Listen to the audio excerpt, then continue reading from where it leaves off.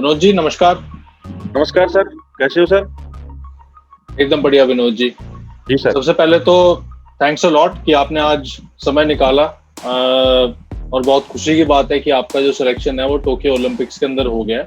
तो लेकिन thank you फिर भी सर। आपका जो ट्रेनिंग रूटीन है उसको सबको ध्यान में रखते हुए आपने आज हमारे लिए टाइम निकाला, हमारे दर्शकों के लिए टाइम निकाला और जितने भी जो आने वाले एथलीट्स हैं वो भी आपकी वीडियो देखेंगे, आपके बारे में जानना चाहेंगे। So thanks a lot first of all. Thank you और सर मैं अपने आपको। दर्शकों को बताना चाहूंगा कि बहुत ही खुशी की बात है कि विनोद जी ने मेंस डिस्कस थ्रो के F52 कैटेगरी के अंदर 20.71 मीटर का डिस्कस थ्रो मार के अपने लिए टोक्यो ओलंपिक्स के अंदर जगह बनाई है। ये सर और एशियन रिकॉर्ड है, वैसे भी एशियन रिकॉर्ड है सर ये। और हाँ वर्ल्ड जी, रिकॉर्ड से, हाँ, वर्ल्ड रिकॉर्ड से सिर्फ और सिर्फ 35 सेंटीमीटर दूर रही है। अरे वाह, बहुत अच्छी बात है। यस तो सर। विनोद जी आपको पता है कि मैं तो खुद पर्सनली वहां पर था, पैरा एथलेटिक्स की जो इवेंट हो रही थी वहां पे मैं देखने गया था। आपसे भी मैं वहां पे मिला और भी दूसरे मैं यस एथलीट से सर। मिला। Yes sir. तो यस बहुत सर। खुशी की बात है कि हमारे यहाँ से बहुत ही स्ट्रॉन्ग कंटिजेंट जा रहा है और यस सर। आप उसमें से एक है। तो मैं चाहता हूं कि आप हमारे दर्शकों को ये बताएं विनोद जी कि ये खेल की शुरुआत हुई कैसे, कैसे आपने शुरुआत करी, कहाँ से बिगनिंग थी? सर आपने मेरे को इतना अच्छा क्वेश्चन पूछा कि मैं खुद भी मोटिवेट होकर बताना चाहूंगा, क्योंकि मेरे, अगर मैं बताऊंगा तो मेरे, अगर बताने से अगर एक दो प्लेयर भी निकलेगा तो अपने आप को बहुत भाग्यशाली समझेंगे। ऐसा था सर, मुझे खेल के बारे में, पैरा गेम के बारे में सर मेरी कोई नॉलेज ही नहीं थी। मुझे पता ही नहीं था कि पैरा गेम भी कोई चीज होती है। दूसरी बात, मैं तो सिर्फ अपना जीवन यापन करने के लिए एक परचून की दुकान कर रखी थी सर। मैं अपना उसमें काम चला रहा था, मैं और मेरी वाइफ अपना आराम से उसमें कर रहे थे। मुझे जी तो इसका ये भी नहीं पता था कि पैरा गेम कहाँ होते, क्या होता, कुछ नहीं। क्या हुआ सर, मैं जैसे रोहतक में रहता हूँ और रोहतक राजीव गांधी स्टेडियम है, यहाँ पे खेल परिसर है। और उस समय जब मैंने गेम स्टार्ट किया था तो सर वहाँ पे राजीव गांधी स्टेडियम में अगर वो क्या बोलते हैं, बॉक्सिंग की सर वो आई थी साई। जी तो वो लड़के लड़कियां मेरे पास सामान लेने के लिए भी आते थे। मुझे पता था कि इनका कैंप लगता है, बट ये नहीं पता था कि कैंप क्या होता है। जी दूसरी चीज सर ये है कि जैसे मेरे पास एक शख्स आते थे, वो आज मेरे बहुत अच्छे मित्र भी हैं और मैं उनसे बहुत ही मतलब उनको मानता भी हूँ, जिन्होंने मेरे को इस राह पे चलने के लिए बोला था। जी उनका नाम था संजय सहवाग। वो आर्चरी के कोच है। आज मुझे पता है कि वो आर्चरी के कोच है। उस टाइम नहीं पता था कि आर्चरी क्या होती है सर। मुझे इतना पता था कि तीरंदाजी है कोई। जी तो उन्होंने मेरे को बोला, मलिक साहब आप क्यों ना गेम स्टार्ट करते हैं। मैंने कहा सर गेम स्टार्ट करने की तो बहुत दूर की बात है, मैं तो बिल्कुल फिजिकली फिट नहीं हूँ।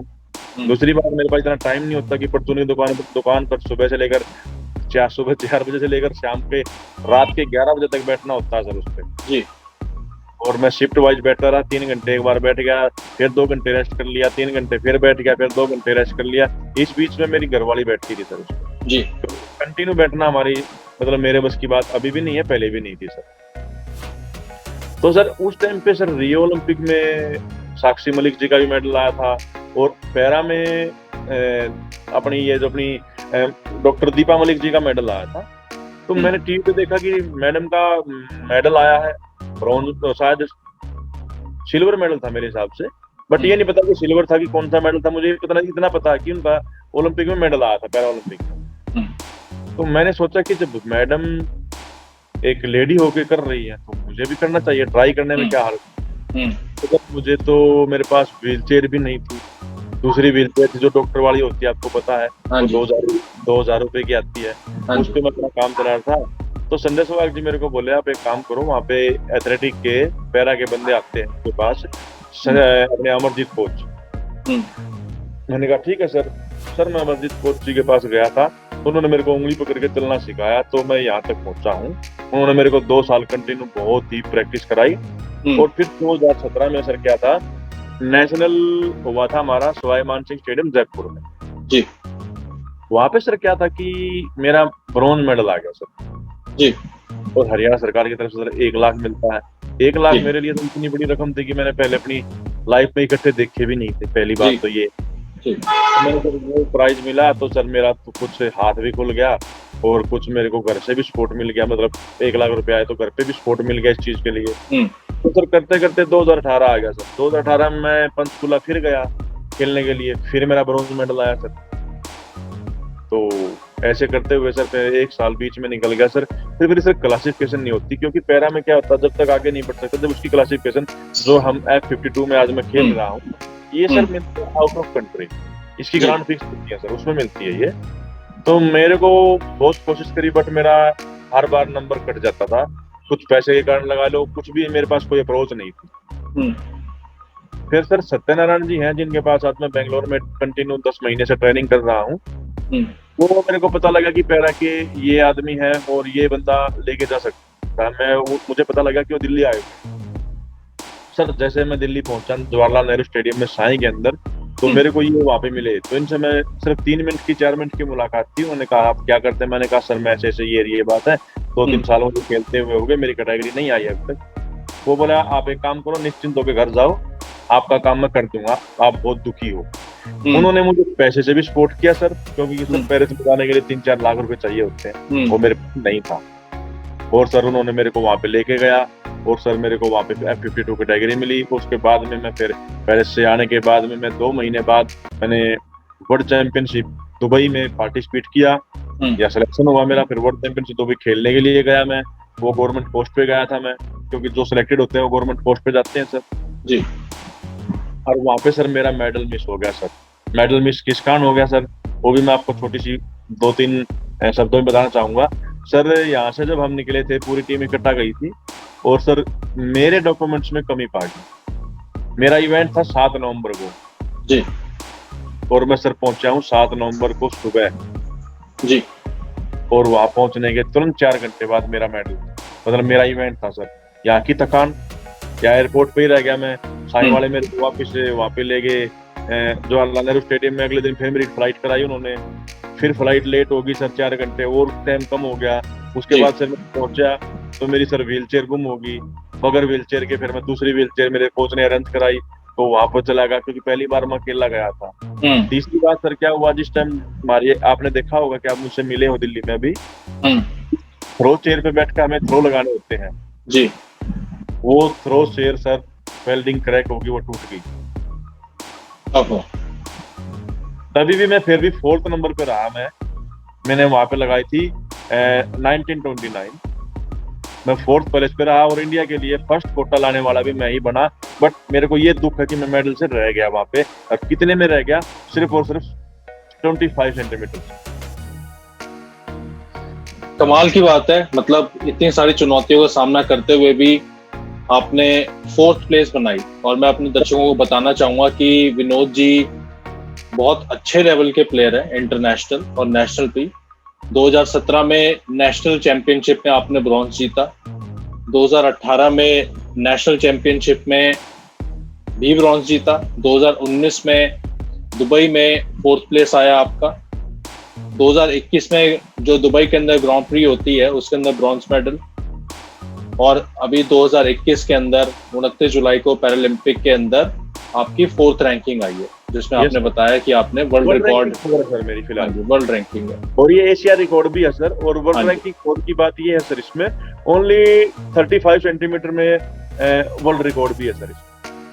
इसके अलावा मैं और बताना चाहूंगा कि 2 और मेडल हैं। 2019 में पेरिस, जो आपने बताया, पेरिस के अंदर आपने ब्रॉन्ज मेडल जीता, और 2021 में नेशनल चैंपियनशिप बैंगलोर में आपने गोल्ड मेडल जीता। तो ये तो मतलब आपने कतार लगाई हुई है मेडल्स की अपने लिए, देश के लिए।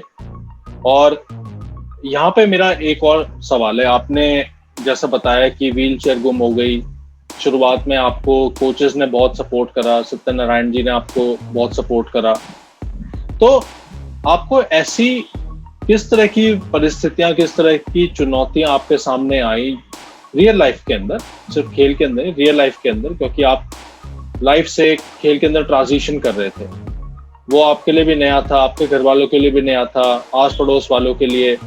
तो कैसे कैसे चुनौतियां आई, मतलब कोई एक आधा आप अगर एग्जांपल देना चाहें, और अपने आपने उस चीज को कैसे फेस करा? सबसे बड़ी चुनौती सर मेरे को आई थी फर्स्ट टाइम में, जैसे मैंने गेम ज्वाइन किया। मेरे को 2 साल हो गए सर, जब तक मेरी कैटेगरी नहीं बनी तो सभी मेरे को प्लेयर, जो पैरा के प्लेयर थे, वो ये बोलते थे कि आप अपने घर पे रह के अपनी दुकान चलाओ, आपके बस का स्पोर्ट नहीं है। अच्छा जी सर। मैं उनसे कोई जवाब नहीं देता सर, बिल्कुल जवाब देने में मैं अपने आप को मैं ये मानता था कि किसी को बोलना गलत बात है। वो उनकी सोच है, मेरी सोच ये है। मेरे कोच ने जब मैं स्टार्टिंग किया तो उन्होंने एक बात बोला था, तो उन्होंने मेरे को बोला था कि आप लड़ते जाओ, एक ना एक दिन आपको जीत की कामयाबी जरूर मिलेगी। और आज सर उनका ही ये आशीर्वाद है कि मैं यहाँ तक पहुंचा हूँ। और दूसरी बात सर ये थी कि मेरे पास टाइम नहीं, फाइनेंशियली मैं बहुत ही पुअर था, क्योंकि मैं एक परचून की दुकान चलाई थी सर, वो भी मैंने 50,000 रुपये 2 रुपये सैकड़ा ब्याज पर लेकर मैंने वो काम शुरू किया था। मेरे पास पैसे बिल्कुल भी नहीं थे। और सर उसमें मैंने स्टार्टिंग में मेरे को 20-30 हजार रुपये का सामान था मेरी दुकान में, तो उससे ये था कि मेरी दाल रोटी चल रही थी, अपने परिवार को मैं पाल रहा हूँ सर। तीसरी चुनौती सर मेरे सामने ये थी कि परचूनी दुकान सर एक ऐसी होती है, अगर हम उसमें समय देंगे तो हमारे को खाने को देगी, नहीं अगर उसको समय नहीं देंगे तो वो नहीं देगी। वो प्रैक्टिस भी सर ऐसी होती है गेम के अंदर कि हम प्रैक्टिस कंटिन्यू करेंगे तो ही परफॉर्मेंस आएगी। ऐसा नहीं है कि हम एक दिन गए नहीं आएगी। मेरे को चुनौती करने के लिए सबसे बड़ी बात क्या हुई सर, मैं सुबह 4 बजे उठता, 2 घंटे मैं कंटिन्यू सुबह दुकान पे बैठता सुबह। उसके बाद फिर मेरी घरवाली जाती 7 बजे, 7 से लेकर 9 बजे तक मैं प्रैक्टिस करता सर। फिर सर जब तक मेरी घरवाली वहां पे रहती, मेरी वाइफ वहां पे रहती, तो सर उसके बाद फिर मैं 2 घंटे आराम करता। उसके बाद फिर मैं दिन में जाता, जब तक मैं शिफ्ट में अपना काम करने लगा शाम को, सब फिर 2 घंटे प्रैक्टिस करने जाना, मेरी वाइफ दुकान पे रहती थी। ऐसे करते करते मैंने 2 साल निकाले सर। ये एक ऐसी बात नहीं है सर, परचून की दुकान भी और सर प्रैक्टिस करना भी सेम होता सर, बिल्कुल सोने को बिल्कुल नहीं मिलता था और मैं थक जाता था बिल्कुल। खाने के लिए मेरे पास कुछ था नहीं, ना ही मैंने कभी प्रोटीन खाया, ना ही मेरे पास न्यूट्रिशन का कुछ खाने का, ना ही कोई बताने वाला था। वो उसने सिर्फ ये बताया था कि अपनी अच्छी डाइट लेना। अच्छी डाइट में क्या था सर, कुछ नहीं, सिर्फ दाल रोटी, अपना यही जो आलू गोभी की सब्जी होगी सर, अपना गाजर मूली खा के अपना काम चलाया। ये एक्चुअली रियल लाइफ है सर। जी जी। अच्छा, एक चीज आपने कही कि आप शिफ्टों में काम करते थे, आप अपनी दुकान पे बैठते थे, कभी आप बैठते थे, कभी आपकी वाइफ बैठती थी, तो एक तरफ तो पैसे की परेशानी। आप दुकान पे अगर बैठेंगे जैसे आपने बताया तो ही आपको दुकान से मतलब दुकान आपको चलाएगी, अगर आप दुकान को चलाएंगे तो दुकान आपको चलाएगी। तो आपकी वाइफ का आप क्या रोल देखते हैं अपनी सक्सेस के अंदर? सर वो कहते हैं कि एक सक्सेसफुल आदमी के पीछे एक औरत का हाथ होता है, तो मैं तो सर पूरा का पूरा उसके ऊपर ही डिपेंड हूँ सर। उसका रोल मॉडल सबसे बड़ा तो ये है सर, मेरे साथ उसकी शादी हो रखी सर। सबसे बड़ी बात तो ये है कि डिसेबल पर्सन को कोई भी ऐसे शादी नहीं करेगा, क्योंकि मेरी वाइफ है बिल्कुल भी डिसेबल नहीं है, कुछ भी कमी नहीं है सर उसके अंदर। दूसरी चीज सर क्या है, उसने मेरे को मतलब मैंने उससे कंधे से कंधा मिलाकर चलाया सर, वो नहीं है, उसने मेरे को संभाला। उसने मतलब कहने का सर ये है, आज मैं अगर जो मेहनत में हूँ तो सर जो भी कुछ हूँ मेरी घरवाली की, मेरी वाइफ की देन सर। जी जी सर। तो आपने कैसे मैनेज करा विनोद जी कि देखिए एक तरफ तो आप और आपकी वाइफ एक दूसरे को सपोर्ट कर रहे हैं, साथ में बच्चे भी हैं, आपने कैसे मैनेज करा ये सर? अंदर से स्ट्रॉन्ग होके, क्योंकि जब मेरी घरवाली, मेरी वाइफ मेरी दुकान पे बैठती थी, अपनी दुकान पे बैठती थी सर, मेरी जो आज गुड़िया मेरी लड़की है बड़े वाली, जिसका नाम साक्षी मलिक है, वो सर 7 साल की होगी। वो सर उस टाइम पे 1 साल की 1.5 साल की थी सर, जब मैं प्रैक्टिस करता था। उसको दुकान पे लेकर बैठना, गर्मी भी बहुत होती है सर, सर्दी भी बहुत होती है, बरसातें भी होती है, मतलब उस दौरान उस लेडी ने मेरे को यहाँ तक पहुंचाया कि इतनी मेहनत की। उसकी सर्जरी से सर मेरी लड़की हुई थी, सर्जरी के सिर्फ 20 दिन थे, 20 दिन के बाद उसने जाके दुकान खोल ली, क्योंकि सर्जरी से 2-3 महीने का रेस्ट होता है, आपको पता है, जब डिलीवरी होती है सर। तो 20 दिन के अंदर सर जाके उसने दुकान खोलनी स्टार्ट की थी। मैं उसको सर दिल से सलाम करता हूँ कि उसने मेरे को यहाँ तक पहुंचाया। और आज भी मेरे साथ, आज तक उसने मेरे को ये नहीं पूछा कि मेरी कोई कुछ चीज ले आने की बात तो अलग है, मेरे से कुछ मांगा नहीं है, मेरे को कुछ दिया ही दिया सर। जी बिल्कुल बिल्कुल। फिर सबसे बड़ी बात फिर क्या होगी, मेरी मिसेज का भाई है मेरा साला, फिर मैंने उसको बुला लिया सर, मेरे साथ 1.5 साल तक सर वो रहा मेरे पास, तब मैं जाके थोड़ा सा यहाँ तक पहुंच पाया सर। जी। और फिर जो मेरे पास अभी सोमवीर सिंह था मेरे साथ, लड़का है जो भी, मेरे साला की शादी होगी सर, फिर उसके बाद में सर सोमवीर सिंह मेरे पास आ गया। उस दिन से लेकर आज तक 4-5 सालों का मेरे साथ ही है सर। उसने मेरे को बहुत हेल्प की और आज तक वो मेरे साथ कैंप में भी है, हर चीज में मेरे साथ रहता है, एक भाई की तरह रहता है। जी जी। तो जब आपने ये डिसीजन लिया कि आप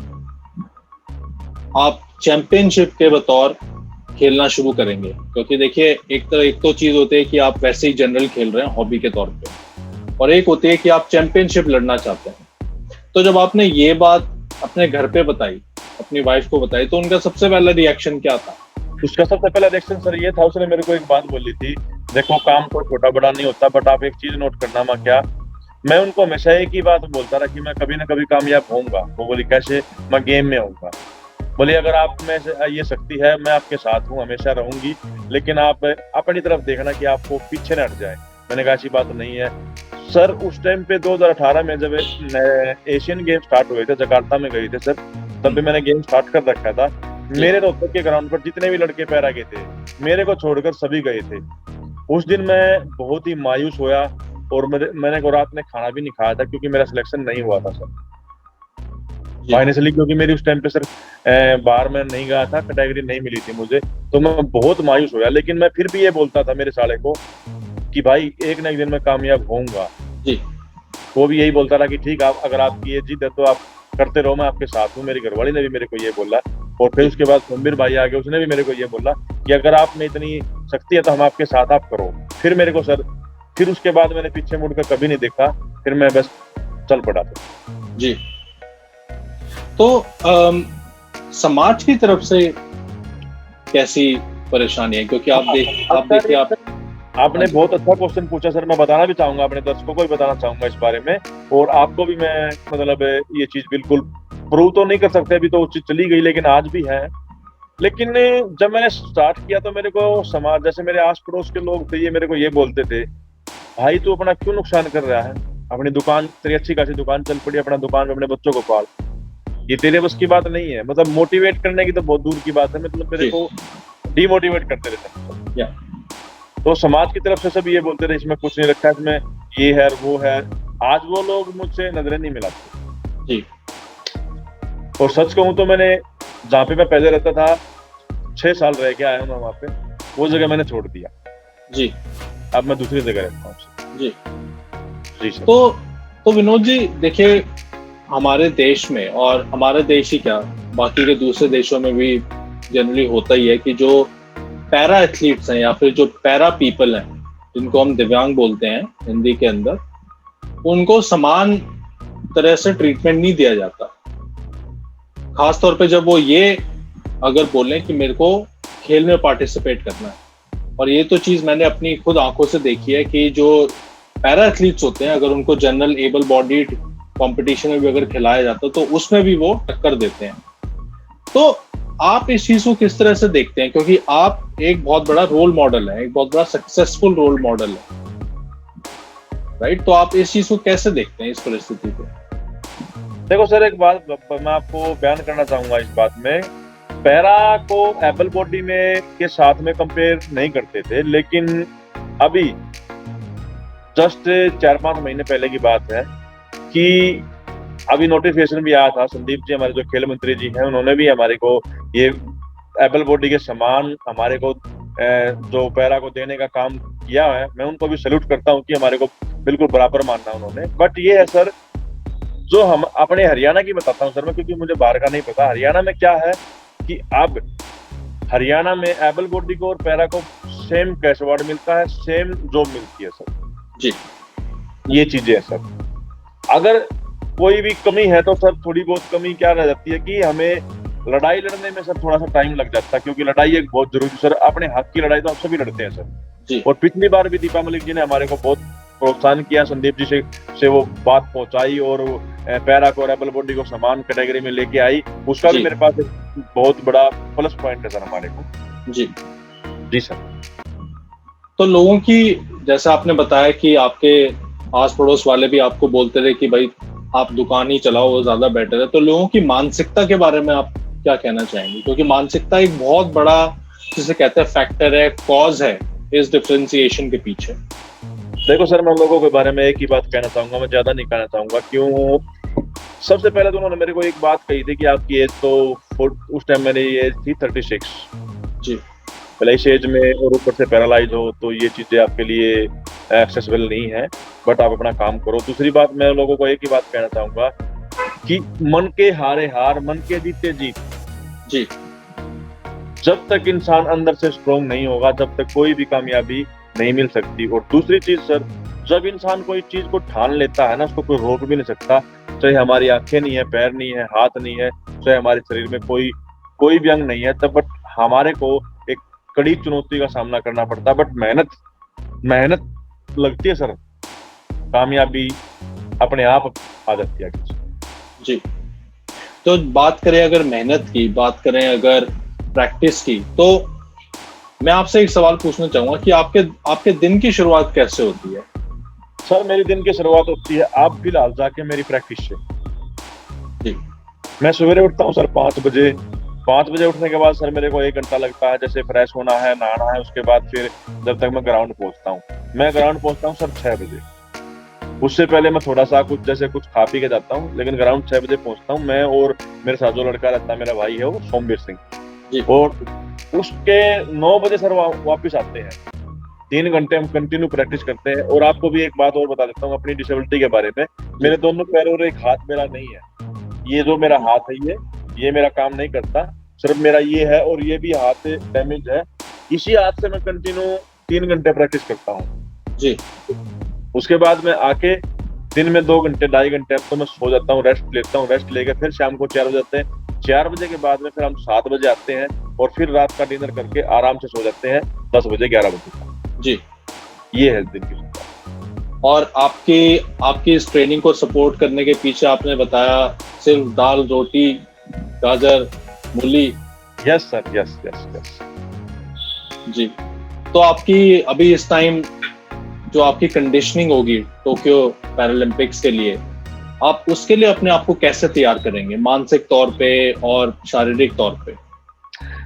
सबसे पहले तो मैं शारीरिक तौर पे अपने आप को सर फिट रखने की कोशिश।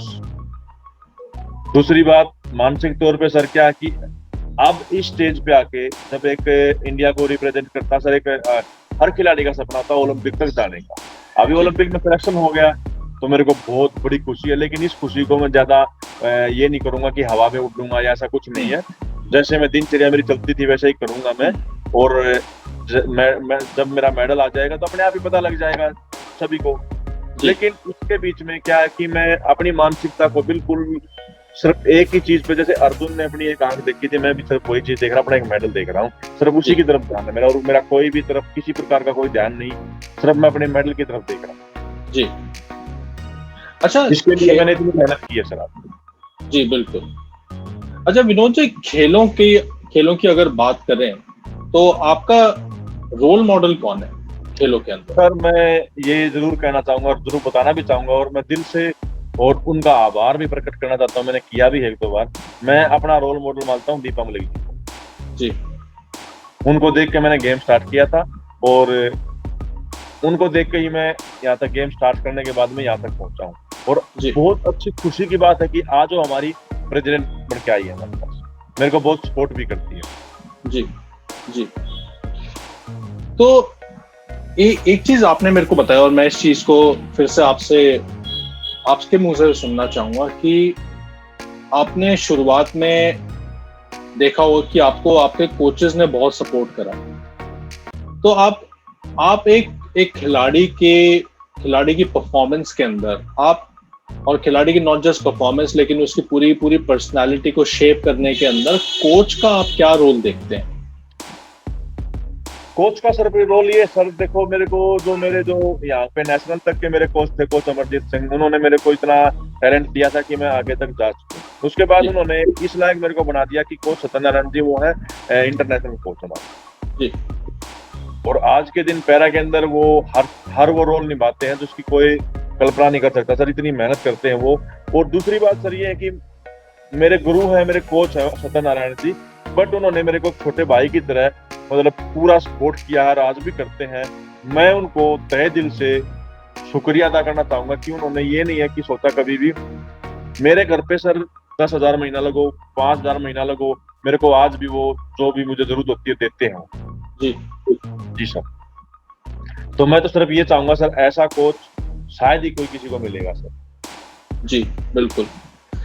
अच्छा, मेरा आपसे आखिरी सवाल विनोद जी, देखिए बिलोंग टू स्पोर्ट जो है वो सिर्फ एक न्यूज़ वेबसाइट नहीं है, वो एक मूवमेंट है। और जैसे मैंने जब हम मिले थे तब भी मैंने आपको बताया था कि हमारा जो रोल है वो ये है कि हम जो पैरा एथलीट्स हैं और जो हमारे फीमेल एथलीट्स हैं और एलजीबीटीक्यू कैटेगरी के जो एथलीट्स हैं, हम उनको विजिबिलिटी दें। तो इन सब चीजों के अंदर अगर आप कुछ कहना चाहे बिलोंग टू स्पोर्ट्स के मूवमेंट के बारे में, तो वो क्या रहेगा? सर मैं तो एक ही बात कहना चाहूंगा बिलोंग टू स्पोर्ट्स के बारे में सर, कि हर उस एथलीट को सर आपकी जरूरत है जो कि फाइनेंशियल भी कमजोर है सर, और सर हर चीज से जो जो ग्रास पे सर जो प्लेयर काम करते हैं ना सर, जी उसमें आपकी बहुत बड़ी भूमिका रहेगी। अगर आप हमारे को देखो सर, अब हमने ओलंपिक तक का सफर तय किया सर, इसमें क्या होता है कि कुछ बंदे जानने लग जाते हैं। अगर जो जी सर ग्रास पे लड़के काम करते हैं, अगर आप उनको थोड़ा सा सपोर्ट करोगे, तो मेरा मानना सर ये है कि आज जहाँ पे रहा वहां नहीं रहेगा, इसकी कोई तस्वीर ही कुछ अलग होगी सर इस चीज के लिए। बिल्कुल। मैं इसलिए आपको एक और कहना चाहूंगा छोटी सी बात, अगर हो सके तो मैं तो इस लायक जब हो जाऊंगा मैं तो करूंगा ही, लेकिन मैं आपको भी बोलता हूँ सर, अगर हो सके तो जो ग्रास पे लड़के काम करते हैं उनके लिए थोड़ा सा भी अगर काम करेंगे तो उनको सपोर्ट देने के लिए बहुत से लोग आगे आएंगे सर। जी बिल्कुल। क्योंकि देश में सर स्पोर्ट की कमी नहीं है सर, सिर्फ उसको ऊपर उठाने की बात है सर। जी जैसे किसी भी आदमी को सर, हम किसी भी खिलाड़ी को या किसी भी चीज कोई भी है सर, अगर हम मीडिया में लेके आते हैं तो उसका सपोर्ट करने के लिए कोई ना कोई आगे आ जाता है। तो जी जैसे आप उसको ग्रास पे काम करोगे और उसकी वीडियो बनाओगे सर, या आप उसको कुछ भी मोटिवेट करोगे, तो उसको कोई ना कोई सर अच्छे खिलाड़ी को हमेशा सपोर्ट करने के लिए कोई ना कोई आगे आ जाता है। बिल्कुल।